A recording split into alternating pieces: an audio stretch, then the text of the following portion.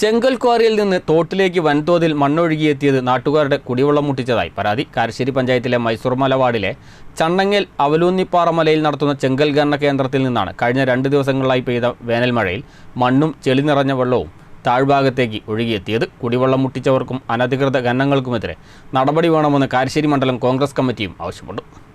ചെങ്കൽ ക്വാറിയിൽ നിന്ന് തോട്ടിലേക്ക് വൻതോതിൽ മണ്ണൊഴുകിയെത്തിയതാണ് നാട്ടുകാരുടെ കുടിവെള്ളം മുട്ടിക്കുന്നത്.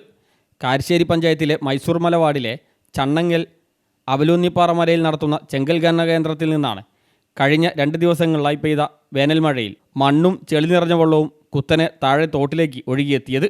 ഇതോടെ കുടിവെള്ളത്തിനായി പ്രദേശവാസികൾ ഇട്ടിരുന്ന പൈപ്പ് ചെളി കയറി അടഞ്ഞതിനാൽ കുടിവെള്ളം മുട്ടി.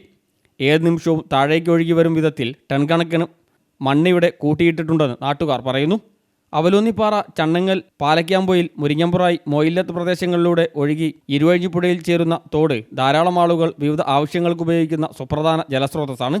നിലവിൽ ചെങ്കൽ ഖനനം നടത്തുന്നതിന് സമീപത്ത് തന്നെ കരിങ്കൽ ക്വാറി തുടങ്ങാനും നീക്കം നടക്കുന്നുണ്ട്. മണ്ണും ജലവും സംരക്ഷിക്കാൻ കാരശ്ശേരി ഗ്രാമപഞ്ചായത്തും മണ്ണ് സംരക്ഷണ പര്യവേഷണ വകുപ്പും ചേർന്ന് നീർത്തട സംരക്ഷണ പദ്ധതി നടപ്പാക്കിയ പ്രദേശത്താണ് ഇത്തരത്തിൽ അനധികൃതമായി ഖനനവും കടന്നുകയറ്റങ്ങളും നടക്കുന്നത്.